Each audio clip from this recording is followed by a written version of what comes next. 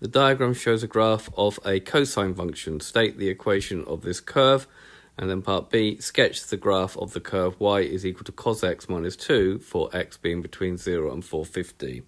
So if we take our graph, we know it's a cosine function. So if we draw the cosine function on it, it might help us determine the function. What we notice is that the period of this graph is 2 in 360 degrees, i.e. it will repeat itself twice after 360 degrees. Here it repeats once, and then it repeats again. So the period of the cos function is 2 in between 0 and 360, which means it must be of the form y is equal to cos 2x.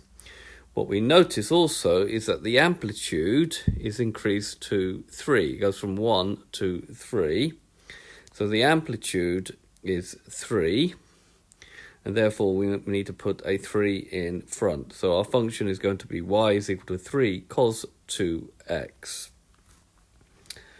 Right, we now have to graph y is equal to cos x minus 2. So if we draw ourselves a set of axes between 0 and 450.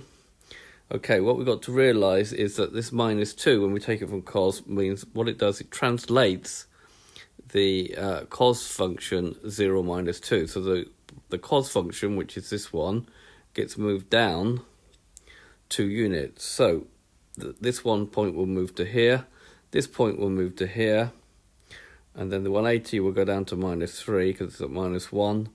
And the pattern continues. 270 will be here, 360 will be here, and 450 will be there. You can, if you'd like, draw yourself an imaginary axis at this particular line here at y is equal to minus 2. So this is the graph of y is equal to cos x minus 2. So this has been a video to show you how to, given a graph, can you find the function? And given the trig function, can you draw the graph? I hope you've understood, and I thank you very much for watching.